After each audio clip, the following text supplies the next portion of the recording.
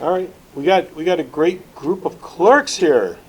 I'm so happy you guys are here. This is really a lot about what all the work that we've been doing over the last 5 years, and this is kind of an interesting transition on how we're going to present things to the public. And we're going to talk a little bit about that. But you know, as you all know, back in 2021, it was kind of a crazy year after the 2020 election, and part of that was, you know, a lot of controversy about the 2020 election.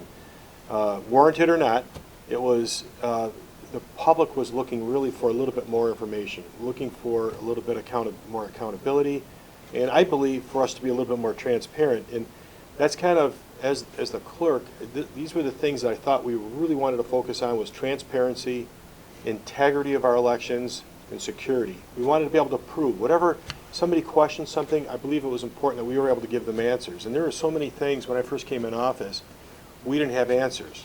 People would ask me a question, I didn't know, because we didn't have, for instance, we didn't collect the modem sticks, or the tabulator sticks. And that was kind of a new thing when we started doing that. I know some were saying, wait a minute, what are we doing here? But that's what needed to be done in order for us to have accountability all the way through. And I did a little bit of an exercise here of talking about thinking about all the things that we did in Macomb County to make our elections more secure. Mandatory collection of USB sticks. So that was something we started in 2021, and it was, you were all partners in that. You were all a big part of getting this to work and getting this to happen. But then came the next step, and this was the part that brought us all a little consternation. That was removing the modems from the tabulators. A lot of people were unhappy in the public, knowing that the modems were turned on, and we were all told honestly that these modems were turned on at the end of the day. I was told that they were turned on at the end of the day, and the truth is, they were turned on all day long. And they did only send a transmission at the end of the day, but they were on all day, just like your cell phone might be, except it's, you know, much more encrypted and secured. So removing the tabulators was the first step, and it really, I think, brought a lot of concern because our reports were coming in a little bit later. But that led us to the forensic audit of our election server, our election software, tabulator sticks that we were able to collect and finally do this. And doing that was important because we were able to find a lot of things out. And in that process, I'm going to go through the rest of these items that we ended up doing all the way through letter K. And so after we did that, we also learned that these tabulators right here have a pretty cool function, right? We can put a ballot, when you put a ballot in, it scans the ballot. But it was never retaining that image. We changed that, and since 2021, when you put a ballot in, that ballot image is retained now. And it shows also how that ballot actually got scored. I think that's important. I think that's important for election transparency. We don't know whose ballot they were, right? We don't know that you know, you were the third voter in, and we can tell in the database that you were, which one's yours. It's not. It's randomized. So that was a big change. Did we do much with it? No. But if you wanted to FOIA all those, we have them. So saving the ballot images was important, but then there was the hash training that all you got involved with, hash validation. So that stick that leaves our office gets hash validated, and then at the end, the election's over. We know if anybody infiltrated, either domestically or foreign, somebody might have changed the tabulator settings, anybody might have done anything within that, changing the programming. We would know based on the hash validations, and you were all trained to do that. And this is really, I think, something statewide. Honestly, the tabulator companies need to make it a little bit easier because, as you know, it's pretty tedious to do these things. One of the things that came up also during the year was the need for election workers. And you all remember when we first brought up the idea, it was a Zoom call. Our election director, Michael Grix, was right in front of the Zoom camera, and I says, you know what, we should be training election workers and recruiting them across the county. And you all saw his face drop. He goes, wait a minute, we're a staff of 4, how are we going to do this? Well, we did. And we had some help from the rest of the staff here, and we recruited and trained over 700 people to add to what you're already doing. So it was in addition to. And I know some of the clerks, I know one clerk sitting in the room here, I think asked for 35 people the day before an election, right? And that was a big ask, but we had them because we had over 700 people trained. And that was good. It's kind of like a college education for election workers. We had labs, we had them actually, so that when they came into work for you, it wasn't the first time they'd seen that. So that was important, particularly when they're told the day before. Something else, through the forensic audit, we have a server room here, and in the past, anybody that had a key could just go up and get into the server room. We changed the protocols on that, so it's a dual entry. So, say Mike wants to go in the server room, he can't just do that himself. He has to ask somebody else from outside this building, either myself, one of my deputies, to come in, and the two of them let him in to work that server room. A little bit more accountability, not that there was ever an issue, but if anyone questioned it, we would be able to say that was other people were involved. In 2024, we started the first ever Macomb County watermarks on our ballots. Our ballots, I look at them like currency, man. They're special. They're very sacred, if you ask me. All of our paper now is watermarked, and that gives you that little bit more of an accountability and security of knowing that your ballots are being only watermarked ballots. You've heard people talk about somebody went to a Xerox machine and made copies. You need to have watermarked ballots. And so that was I think a big milestone. Talking to people out in the public, that was a huge deal for people after we did it. The backups, the tabulator sticks, we had a couple of clerks last time, their tabulator sticks were corrupted, and we had to go back and redo their ballots on election day. Wait a minute, let's make sure we have a second set behind there. The machines are capable of it, and that way we don't have to go through that process again. After the 2024 election, we had a little time here. What do we have, 6 elections, I think, in 2024? Some of you did. Adam, did you have, how many, who had 6? 5. You had 5? I think there was 6. Somebody had Warren had a 6th election, which means we had 6, right? So it was tough to do some of the things I'm talking about, but in 2024, I asked Mike and the team here, I said, do me a favor, how many people do we have over the age of 100 in Macomb County? 600, approximately 600 people. Now, we're living longer, we're 850,000 people, I get it. But Mike, can you do me a favor? Can you count every single ballot, or not count, look at everyone, not every ballot, I'm sorry, every person. Are they still with us? And we had just about 300 that were no longer with us, and I think some of you got those people to remove from the QVF. So that was, that's what people are looking for, right? That's what the public is looking for, is that kind of accountability. Even though it's really not our responsibility, but it kind of is. Of course, a few weeks ago, we announced that there was, through our work with the jury pool, the new software, and then over to the QVF, we looked at non-citizens that were reporting to the jury room, self-reporting out. Those people we took and applied them against the QVF, and we found a little more than 2 handfuls of people that were actually in our QVF. And that never should be the case. We've done some more investigation, and we found even more now. So this is something that I think that we're going to continue to pursue. I know we're going to continue to pursue. Our jury room every week is finding a few people that are in the jury pool self-reporting out. So that's important stuff, and that's how I think in Macomb County we're kind of leading the way in all these election reforms, and you guys are a big part of it. Now comes why we're here today. So we're down to K. L is Ballot Verifier. This is a new program. We're the first in the state to implement this. Ballot Verifier is our way of taking those images from the ballots, putting them up online, and put them up against how they're scored. So anybody from their home can take a look at our ballots. And are they all going to be perfect? I'm going to guess probably not, but we can't fix it unless we see exactly what's going on. We got a lot of citizens that want to participate. So this is kind of what it looks like.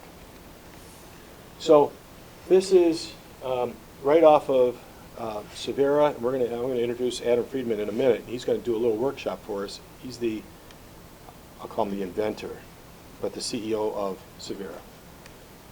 He's sitting there very nicely in a sport coat. I wonder who this guy is. I should have introduced him right from the beginning. So here is New Baltimore. New Baltimore. Here's how the votes, this is an actual ballot. You can see how somebody scribbled in those dots. And you can see with their interactive cast vote record that Tom Saman, Marcella, Marsha Shinka, Jacob. And then look at this. There's 3 people that could have voted in this election over here. Only 1 vote. So we had 2 undervotes. And a library board member, nobody voted for any of these people. So you can see this section of it, and this is the interactive. This is how they make it look pretty. However, what comes out of our tabulator? This is what ES&S actually provides. And this is what they made look nice. But if you want to see what really comes out of the tabulator, here's the same thing. The undervotes, counted, see the greens, correspond with that ballot. Now, look at this section up here. This is interesting because some people might say, okay, that's great, but where is this information coming from? Was it just made up? Well, no, because this came from New Baltimore, Precinct 4, a nonpartisan ballot, the tabulator CVR, the cast vote record, that's the value for that cast vote record. What machine did it come from? We know that it came from, let's just say it's that machine, the serial number, okay? And it wasn't a blank ballot. So, and this is the reporting group from Election Day. This is good stuff. So there's a lot of people that question everything that we're doing, as they should. I'm okay with it. I wanted to question, do we want to give out that information that there's a CVR machine? Yes. It is. It is. There's still confidentiality. And that's the biggest thing we wanted to maintain was confidentiality. For instance, there's some areas that you might have that are a cross-section. It might be a school district that may be just a handful of votes. Well, if it's 20 or under, we settled on 20, did we not? Mike? Yes. 20? Monica? Yeah. So any vote total under 20 gets redacted. So you don't know how the people with a small vote total are counted. No. It's just an image. We asked that question also. Is there any way that anyone could? No. It's a PDF, a 200 DPI. Is that the right terminology? 200 DPI PDF that's generated. That's all that's generated. No, it's a PDF. No, but from the tip, right? Within internally, but the tip that's in there is actually secured. Nobody can get that. You got to have the software to get it into a PDF. Right? That's what we grabbed from election. This is what we grabbed from the election. Right. So to me, this is really a great way of being able to provide for our citizens a method of accountability, transparency, and that's what we're all about in Macomb. We've done more than that. You know, I've been going across the state talking, and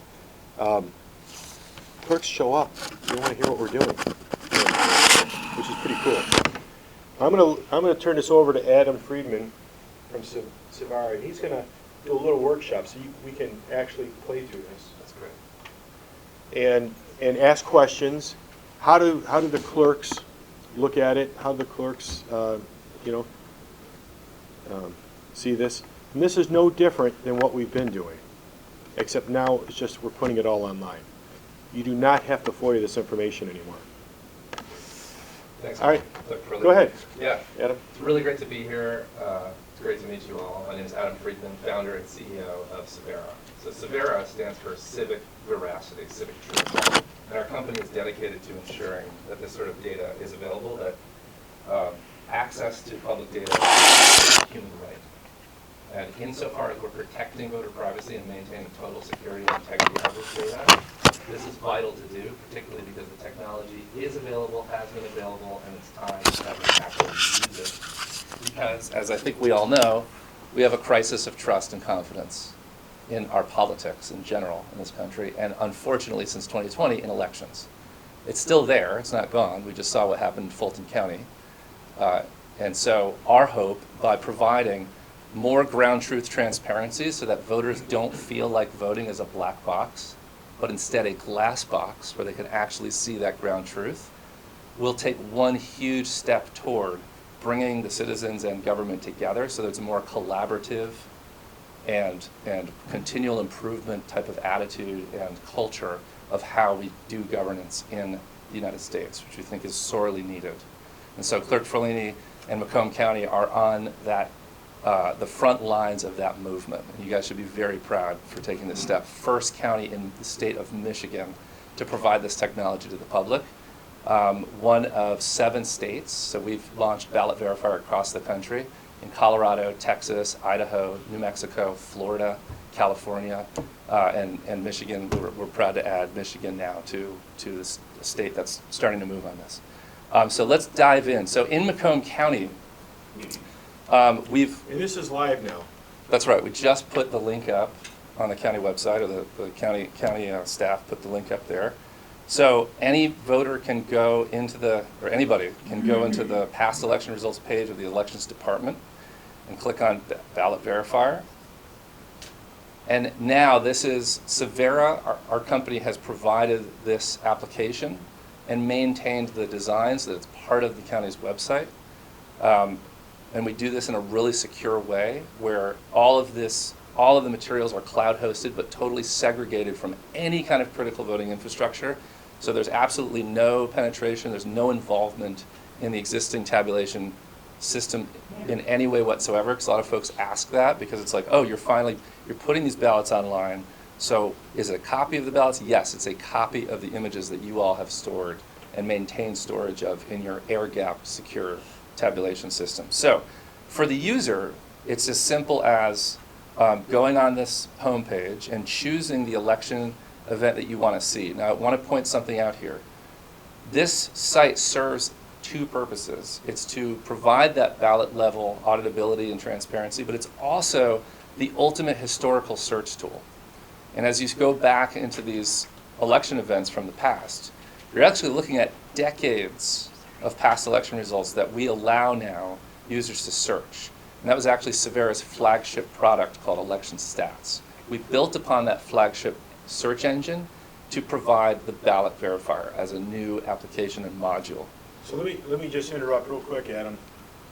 This historical data is going all the way back, but Ballot Verifier has just only started for November 2025. We're going to go back to November 2024, but we wanted to roll this out with a little bit easier election that we can get started. We're going to eventually go back to November 2024, and then of course keep moving forward. But what Adam's showing you now is a new historical website that we have, which does not have all Ballot Verifier. That's right. So if I peel back the November 2025 election, you're going to see 8,517 contests and questions that's represented in the entire database. But for those, only the most recent are going to have the ballots. This is for the most recent. Everything that you see here is backed by an official primary source document. And that's what these documents are. These are statement of votes, these are summary reports, these are detailed reports. But let's take a look at just the ballots, because that's kind of what we're here for. So when we're looking at the November 2025 results, this allows the user to see every election and all those aggregated results as official results, alongside a gallery of the ballots and cast vote records that correspond exactly to the user's search. So that means if I'm looking through this and I want to say, you know, I only want to look at city treasurer races. Now this reduces my number of contests in my results, and it also reduced this from over 80,000 to only about 8,000 cast vote records, because these are for smaller city elections. I can combine this with other searches, and now you'll see this go back up to about 50,000. So it's a coherent experience in that every bit of research I'm doing is showing me not only those results, but the ground truth evidence of how those elected officials got there, vote by vote by vote. That's the power of this tool. Anybody in the comfort of their living room, of their bedroom, can, and even on their phone or on their desktop, can go through this and actually do their own citizen count of the results. That's a profound level of accountability that did not exist before this technology was rolled out.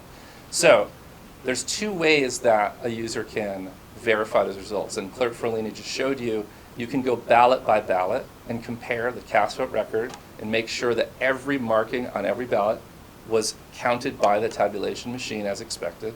So I can click through here, and just go through and do that. Or, so the Civera team has already helped out because we don't publish a contest on this until our staff verify that all of the cast vote records reconcile with the published official report at the time of the election. So that way, any user in this site knows that every contest they're looking at, the inventory is complete, it's comprehensive, and it's accurate at all times. And they can look and check for that for themselves. It's not like a, trust us, we're the professionals, we're doing this over here, don't worry about it. You know, your questions are annoying, they're frustrating us. No more of that whole dynamic and tone. Instead, we're bringing everyone into the process to create a whole new culture of collaboration, continual improvement. Is that before it's certified? Absolutely not. It's after it's certified. Yeah, before there's actually a few weeks of processing to make sure that your canvas is all done, that all the numbers are good, and then the county will securely transmit the payload of ballot images and cast vote records to the Civera team. Is it showing ballots that have been copied again, or let's say like I'm marking, do you have an example of like a marking that we should have cast ballot, counting that particular marking that wasn't filling normal? I don't think we have we have everything that was the final count. I don't know how much we would show if there was a ballot that was reproduced. I do not think we show an original ballot. We show the reproduced ballot. That is the final result, because that is the official thing that was counted in the end. And the design of this site is to be a pass-through experience of the final official results. So there is a judgment call of how much you want to get into the weeds of all those edge cases, and they are edge cases. There's a very few of those cases. Yeah, right. And we have other instances in which, say, we have a filter for adjudication. There are adjudications that occur, and then on other deployments, not this one yet, we have the ability for folks to say, show me only those adjudicated ballots, and then you can see like a cross out and this and that, and there might be 2 or more cast vote records where you have the original and then you have the final one based on the judge's decision. Can you explain that one more time about the verification by your team?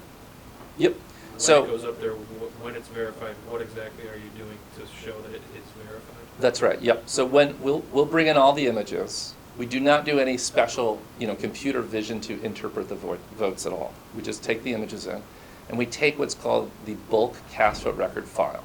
The bulk cast vote record file is row by row every vote of every ballot without identifying any voter. It's purely anonymized, just like the ballots are.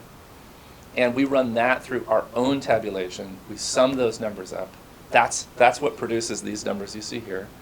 And then our staff checks those live tabulated CVR numbers against the official statement of votes cast report, which the county produces upon certification, and ensure that those totals match these totals. And what I just did here, I clicked on it for you, so any user can do the same thing that we did. We clicked on that link, and it brings you to the page that contest appears on. You can check the numbers against the numbers in the contest block for yourself. And that's where this verified shields comes from. So without that process, we really wouldn't publish this at all, but it certainly wouldn't have this shield. So that's your assurance that everything here is complete. But hey, trust but verify. Go ahead and invite some friends over and count up all the ballots yourself. So I'm clicking on a contest now. And when you look at each individual contest, it will also show you every ballot that that contest appeared on, no matter the ballot style, no matter what part of the contest district they are. And now the user can dive deeper into each contest. So a couple ways to do that. Obviously, I can switch from raw number to percentages, which is useful. But I can also split up these results by vote type. So you may see that the columns just changed, where these sub-columns appeared. Under each candidate, you can see election day voting and vote by mail under these candidates. Now, similarly, I can also filter by specific vote type. So if I only want to look at vote by mail, I can click filter by absentee. Now I'm only looking at vote by mail. So if I have some theory that something was going on in vote by mail, I can immediately, it's almost like I'm pulling that precinct or pulling that ballot box or pulling that group of ballots live. Now I can cross-section that vote by mail with a specific precinct. So I think precinct 3 vote by mail, something is going on. 289 cast vote records from that cross-section. So what did we do in the days before the ballot verifier? Very difficult to do that, especially for someone on the outside, just a regular, everyday person who wants that assurance, right? That their vote's counted, that everyone's vote is counted. They can do that from the comfort of their home.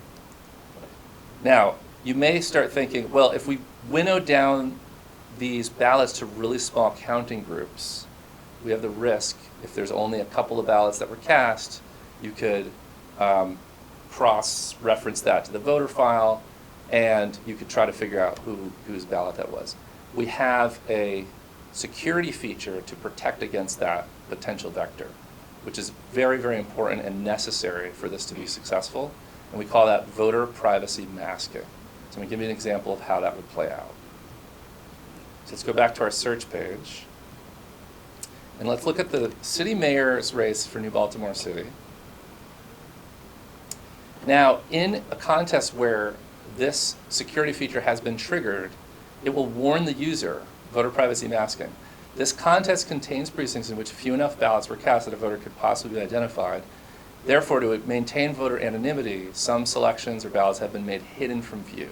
This is a very common practice that existed decades before the ballot verifier, in which there might be a rural county where there's only 1 or 2 ballots, 1 or 2 voters turn out. And states across the US have various rules around masking or suppressing, showing those numbers, and we're doing that here. So just to be really clear, the ballot verifier does not increase any risk that didn't already exist in the world of precinct-level election reporting that's existed for decades.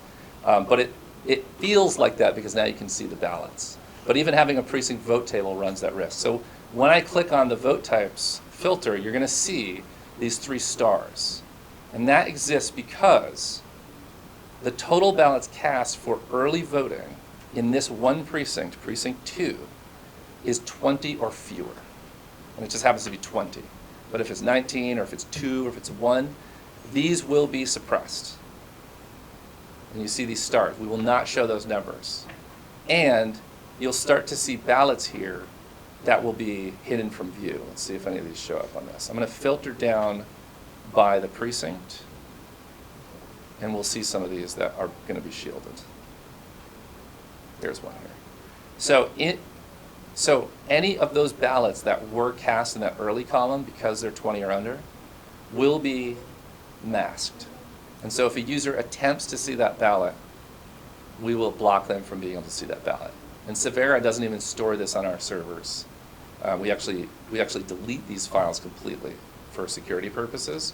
And we also, if a user tries to find this ballot somewhere on the site, but there's another contest on that ballot, it's also masked. It's globally masked across the site. So there's no backdoor, there's no kind of way to sneak So through. that even if there's more voters for that other particular race, it's masked? Yep, that's just, you have to do that. Even if those would be safe for that contest, there's no way to kind of separate multiple contests on a ballot, so it's just the necessary measure. So you have to cross out the whole ballot, you couldn't just Mhm. cross out a portion of that race? I mean, technically we could, but it would, the software would probably be 4 times more expensive. Now, how does it render the ballot, the results, well, the stats at the top for a small race like for us in Chesterfield Precinct 10, we have a split. There's 6 households that fall into a different congressional category. We'll say house seat that's in another jurisdiction as well. Does it show the aggregate total for that contest with all communities? That's going to completely depend on how y'all have set it up in your ballot definition and your election definition file before you start the election, and then that's going to dictate how it comes through to us in the cast vote records. I can't give you one single answer on that because folks might, if the split itself is kind of kept as a distinct unit on the cast vote record level, then we will show that as a split. If it's not, then we'll show it as combined. If that's helpful. Yep, so another point to note here is just, like before, every contest that you see, we're not only linking it to those kind of pairwise, one-by-one cast vote records and ballots, but we're also linking that to multiple sources. One might be the summary report, one might be the precinct level report. So again, it's a fancy new website. Where do these numbers come from? We want to make sure that everyone understands exactly the ground truth that these are grounded in. So that's there's a lot more features I could show, like data downloads and things like that, but I'll leave it there for a minute. One of the underlying reasons that I think the county's been exploring a robust test deck is this theory of vote switching. Is there a way to narrow the results to a race where a candidate did not get a vote, so that we can verify that each ballot image that appears shows no votes for that candidate, as opposed to narrowing it to only where they got a vote?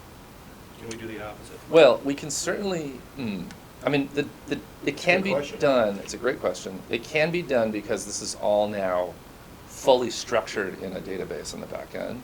And so it might be a matter of just adding a little filter widget to do that specific query on the whole set. There's a number of advanced filters that we can do. So if you look at these and think ahead, what can we add to this? It sounds like something pretty feasible. So for instance, I can search really the entire database by anyone who's run. So if you're trying to target a specific candidate and just look at what contest they're in, we can certainly do that. If I just click, county commissioner candidate here, we have everything that person's run in, and then you could certainly review these. But we could add an additional filter to say show races where they received 0 votes, something like that. Yeah. So we have even looking at ballot questions, not to go too far afield, but this is just such a useful feature and should cut down on a lot of records requests for folks. You can basically turn off the candidate contests and search all your ballot questions through full text search. So you can search 20, 30, 40 years. We have implementations that go back to the 1790s in Virginia, Vermont, and Connecticut. And we're going to be adding more data here as well, where you can just search. I can just start typing and say, How far back have we gone school. so far? 2000, and then we have more coming. 2000?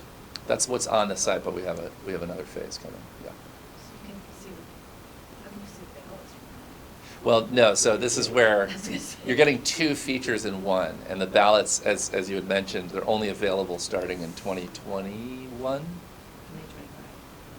No, on the site they're up 2025, but you guys turned it We on, or started- ESNS started providing it. Back when we didn't go. Yeah. With the ballots themselves, we're only going to go back, from a cost standpoint, we're going to go back to November 2024. That's right. Can you just do 2020? No, Yeah. because the tabulators were not turned on. Yeah, that's what we see around the country. Some, when they get this, they want to immediately do 2020, but some just don't have it because they never scanned it. Yeah, and the state of that tech, and because there wasn't really a public component to the scanning, it's just such a mixed bag. Who did it and who didn't do it? Yeah. Well, let me do this. I'm going to cut in real quick. Mhm.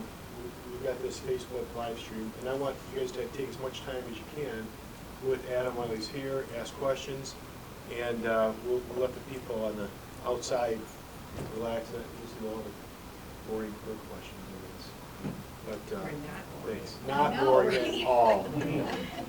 But, all right, thanks, thank you, Adam, thank you all for coming, these are some great questions, so, keep asking away. We'll go ahead, we'll cut it. I just want to make a comment. I was in Idaho, 24, and they had this. And I was very impressed with it. Tony, I think this is where the job when it's to our county. Thank you. Thanks, guys. That was our Shoot, why first did we cut it off deployment. so quick? Yeah, I know. Well, I just keep it rolling. That was our first deployment, yeah. Oh, was it? We built that. Oh, Yeah. okay. Yeah. I was really impressed. I like how they actually had a lot of TVs where the public could actually visually, TVs like say all over. Oh, that was their kind of election night logistics room, I think. They would oversee what was happening, and then, yeah, there was some stations. Yeah, I've been over there a couple times. Good setup. You But- just said that you're gonna go back to November of 24. When is that gonna happen? Yeah. I'd say Like in the next week? next few months, next couple months. How fast? We have will- an outstanding FOIA for every ballot. Really? For 2025 or 2026. Well, we have it, Okay. You know, I know. Visually. But this would be great. Well, I can pass that on to our team and see what but we we can can do. give them that information right now. But they want No, to but know, this- yeah, but in other words, they want to know what we have and making sure that it Yeah, matches matches. the county has. So I still think we have an obligation, unfortunately, what we do. Well, at some point, they're gonna find this ridiculous. Yeah, Yeah.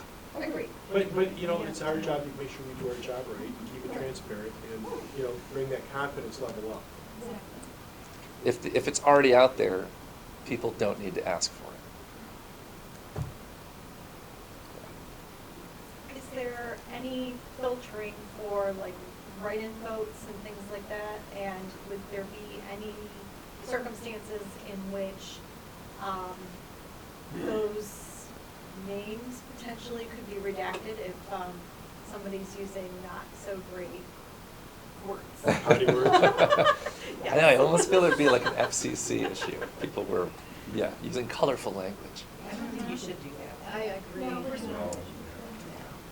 So it's a great question because people have different opinions on this.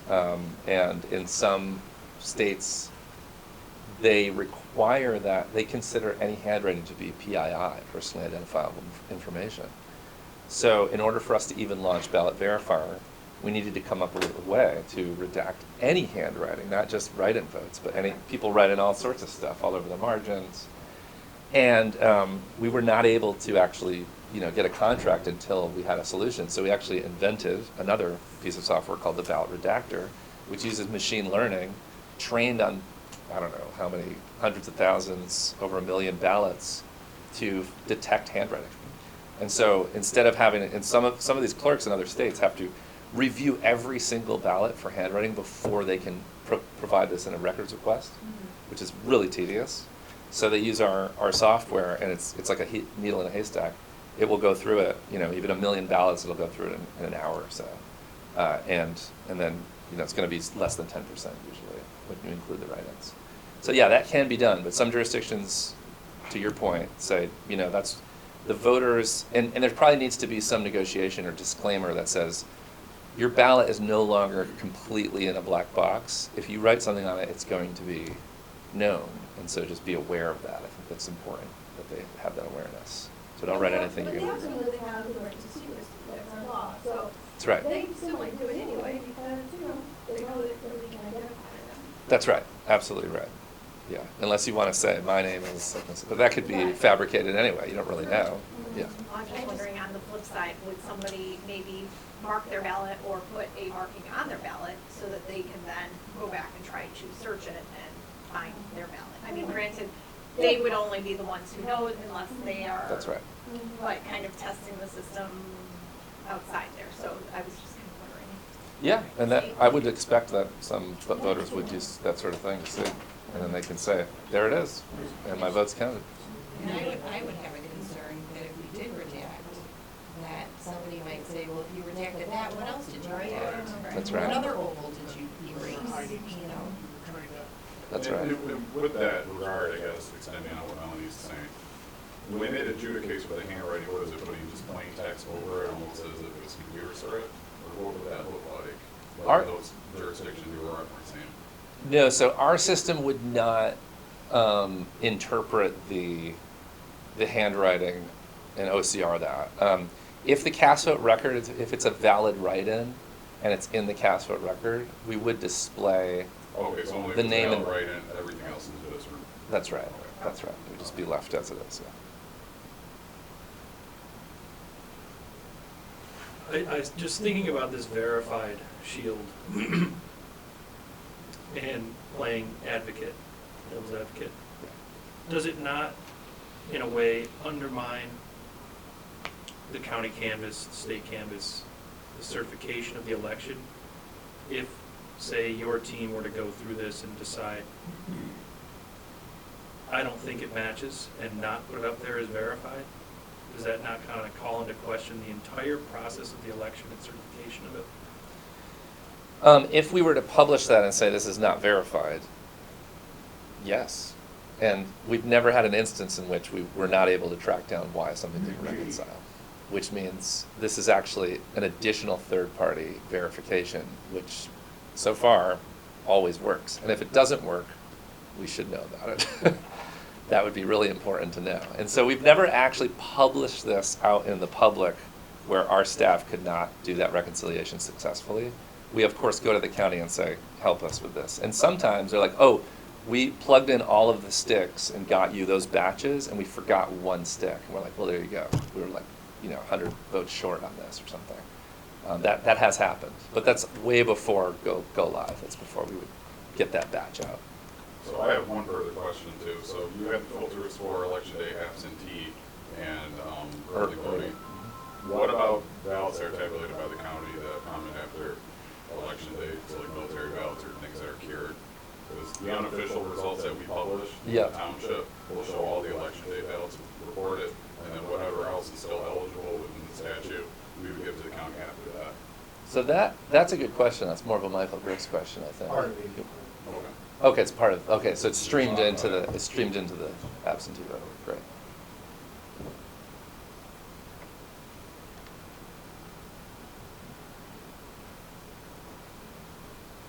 Do you get authorization from the county before you can put your results out? Always. Yeah. I mean, this is So our. it's county. We're the vendor. I mean, we're there to serve. What the county is doing, and so yeah, everything goes through them. Mhm. How much does this cost? I was looking for Tony, but he left. Can we buy subcontract where we can do township specific under their contract? Yeah. Is the data already there, I can have Harrison Township specific? Yeah, we've thought about that. We call that syndication, or kind of a filter, a division filter. We call any geographical unit a division. We've thought about that, and the pricing for this ranges quite a bit based on size of jurisdiction. I don't remember offhand what our contract is on Missed the this. question. Oh, the cost. The cost? Everyone's favorite question. I don't remember either. It's in the tens of thousands per year. It's in the tens of thousands. I thought it was, with everything was 30 something. 30,000. Something. Yeah, 30,000. Just for ballot For verification. election? No. Annual support costs for the software. So we try to make it pretty reasonable. I mean, We pay that in a year where we don't have elections? Yeah, but Yeah. when we have 6, we get our money's worth. Yeah. The clerk drove a hard bargain, let's just put it that way. He did. It was, No, it was a lot more. It was higher than that. So we find a pricing that works for It was, folks. it was working with me. action. Yeah. What's that? Fiscal hawk in action. No, what do you guys think, just off the cuff? What do you, I think it's pretty cool stuff. It could take away some FOIA responsibilities. It's clean, but the user side, again, like the FOIAs we get, it's not always people with the acumen or the capacity to understand what they're asking for. And again, like the FOIA that most of us got in the room here, I export my images, I supply them, granted my election day unofficial results, and then after the board of canvassers tabulate it, they're different numbers, and they're like, oh, see, that's that. No, I listed out all the ballots I brought to Michael and the board of canvassers, the tabulate we had together, it equals. Like I said, I think it's a capacity thing. It's very intuitive, and I'll say it's clean, but I worry it's still not going to satiate what they're asking. Because again, at the end of the day, they're using FOIA as question and So, let me just say this, there's always gonna be that. And I believe we need to provide everything we possibly can. For sure. Whoever, right? We wanna be as transparent as possible. You're gonna run into those kinds of situations, but this gives everybody a little bit more of a tool to use. And I believe you're gonna see as time goes on, FOIA requests changing, maybe going down, and once people get familiar with this. And you know what? And certainly there's gonna be a few things that are gonna be quite, wait, hang on, this doesn't add up. That's good for us to know. Don't think of that as a negative. No, the There's stats something- look really clean on it. I mean, this is preferred to me versus the newer other system that we have. Just, again, this is just right now, race by race, it's easy Yeah. to look at. Right, so the historical, I mean, that's new too, the historical data that that's just went live just an hour ago. So, I think. But this isn't where we go on election night for results. Correct. Yeah, once it's That's a published, whole this is other very topic we clean. wanna The talk election night, about. we're going to website quite difficult. Who knows? You're putting things in his head right now. Yeah, for You know, the and time. it does take some time to load these up, so these are not substitutes for recounts. It's just more of a, from a historical standpoint, people can look back and look at these things. If- These can never be- Can I add to that, Yeah. though? In Ada County, they were able to That's use in- this to that's stay, in in Idaho. Idaho, sorry, Idaho. Idaho. They were able to use this to avoid at least one recount in the last year, maybe two. So they're over the moon for that, because it just saves everybody so much time, cost. What kind of time frame are we looking at to load this up? after We're the working election? on that. So this year, Civera is undergoing a total rewrite of our ingestion pipelines to provide self-serve and automation for you all, for you guys. So you can take your materials and get them, basically upload them through our system yourself. And so as soon as they're ready, you should be able to put them in, do your own QA, and maybe in a day or two, publish it. So that's going to dramatically increase your time to live. How does that work, Mike? Would that work that way, or is it coming up through us, through the county? Say that again? Oh, yeah, I'm talking to you guys as county officials. Yeah. I mean, if, that's a whole other conversation in terms of putting the keys in Right, the- because for they the send it cities. to Yeah, us, and then we would have the ability to queue it up. yeah. But it wouldn't be verified then, right? No, I mean, we could help you with that, but you could do it yourselves as well. And we'd give you the interface to do that reconciliation. And that would be a price cut then, because we're doing the work. But we're also Any other increasing your prices speed. you want us to do for you? Always negotiating, always negotiating. No, but that's the trade-off. So, because for us, it goes into a huge project queue, and there's just so much going on. Right. So I think it'll be a win-win, and that would start to enable a more responsive cycle where people are getting those answers really fast. Because I know tensions are high during these periods, particularly for recounts, yeah. So this is live right now, can we link it Yep, today? you can link it. Go for it. Susan? So does this take over for the other past elections page you have? This overrides that whole piece now, right? Yeah. But you'll still be able to find the old data obviously there too? For now, the archive is what it is. The archive is kind of. This was added to that page. Yeah, this was just added, and then we're gonna have a couple meetings and determine, I think, what's gonna stay and what's So gonna. there's like two layers kind of? Yeah, I mean, this has mostly everything that the past election results have, but there might be supplemental documents that we'll have I'm to just figure curious, out. because somebody calls and asks. Yeah, As you go down the page, it'll be in date order. So we'll Yeah. take off the ones that are being replaced by this. Right. And have those old PDFs come back to the 1800s. that's right, and then they'll move on, they'll keep moving on. Okay. Yeah. just that. So, You guys make great reporters, by the way, wouldn't they? Might be more of a question for you, but because we are the originator of these documents, and a FOIA request like ours specifically states that you are the originator of these documents and should have them, once they go up on this site, is there a way for us to reprogram our tabulator sticks before an election to wipe it and say, here, reference the county? That way I don't have the documents. Isn't that what to you're doing supply. anyhow?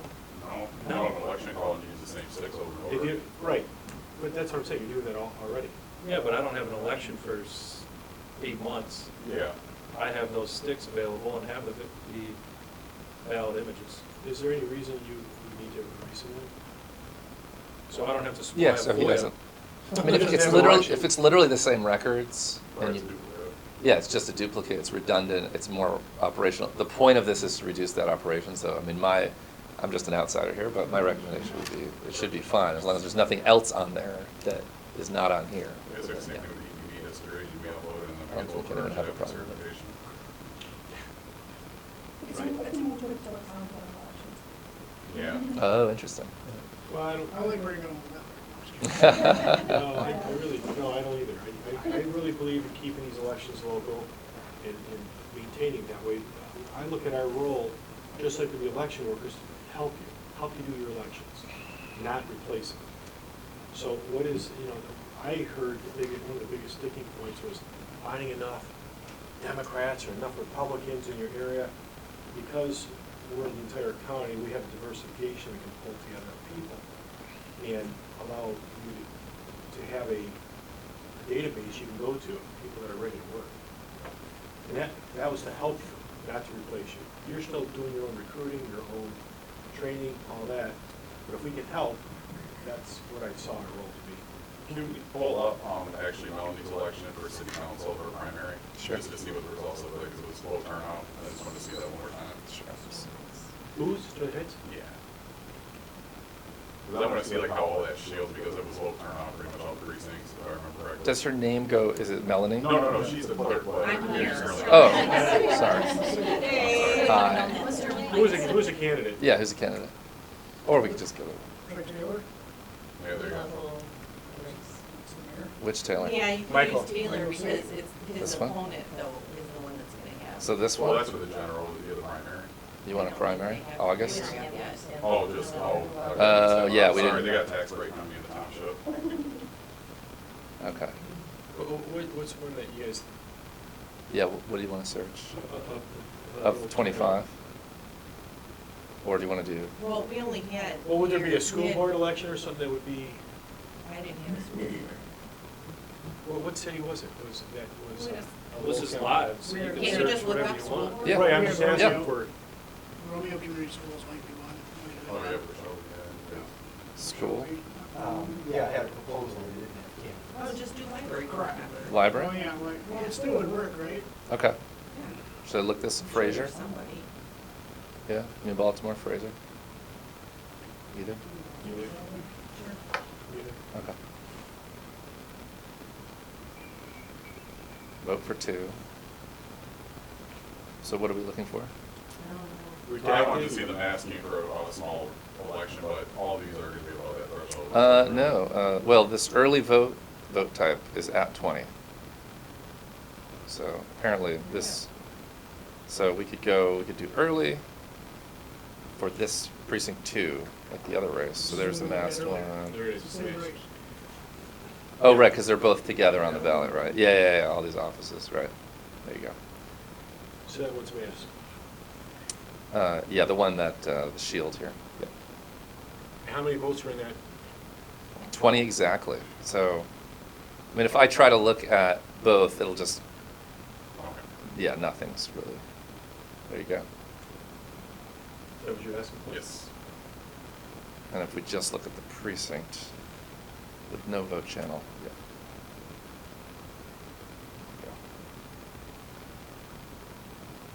Again, we're trying to maintain confidentiality, right? Yeah. Do everything we can.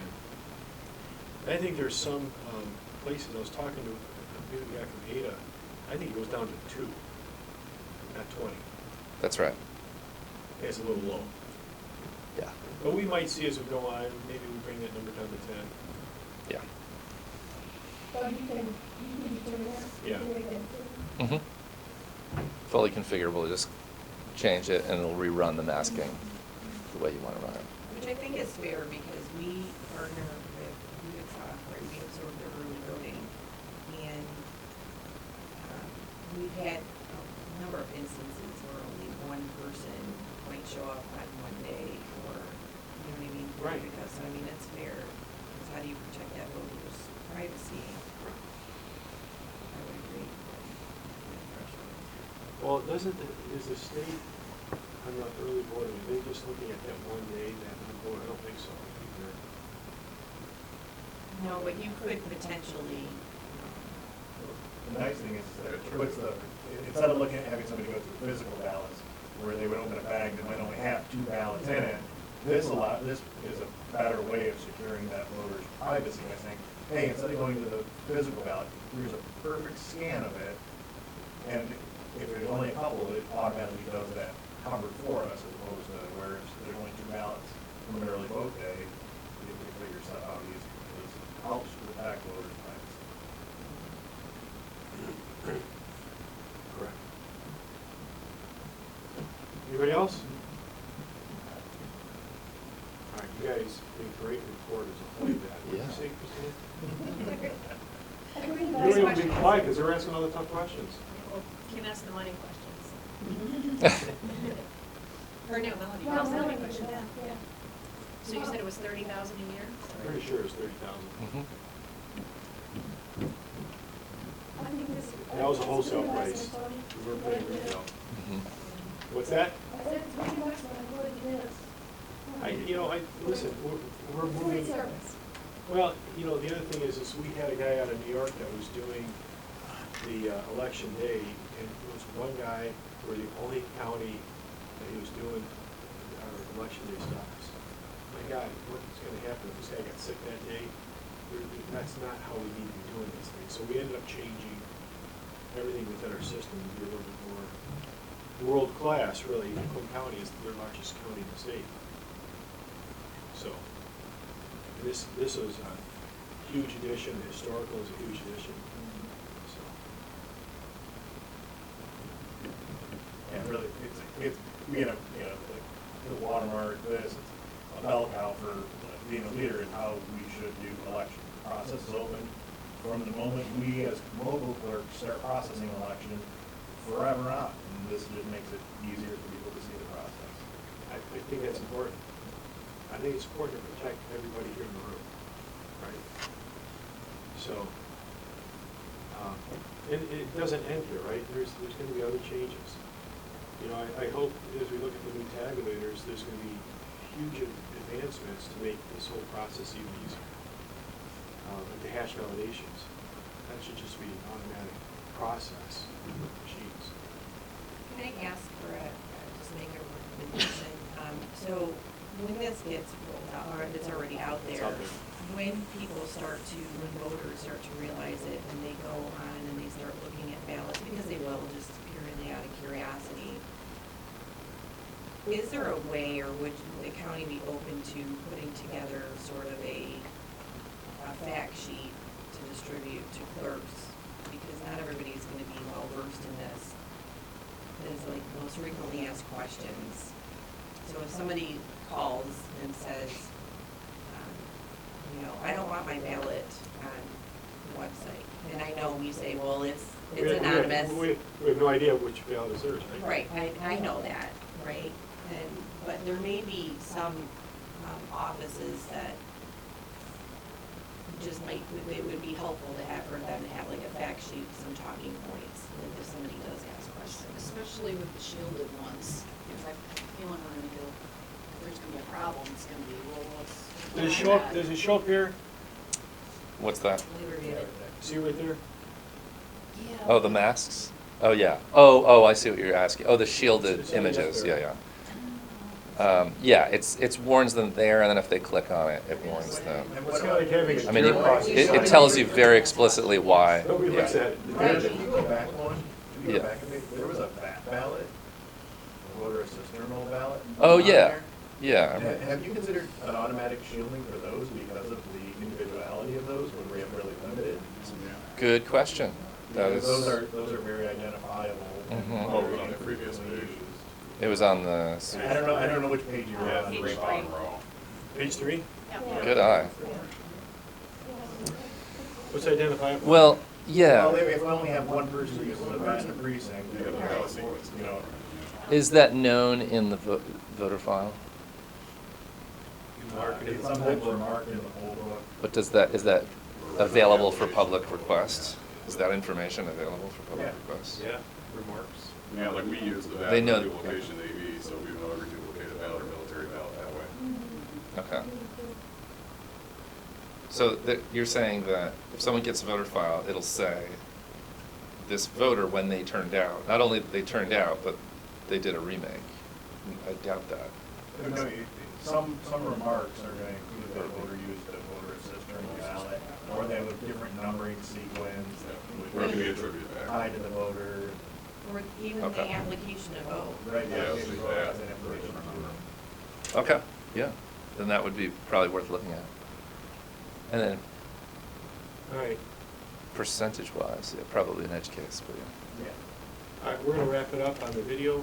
Of course, the news can keep going, but our battery's going dead. I've been told, so go ahead, wrap it up. That's a dumb plug.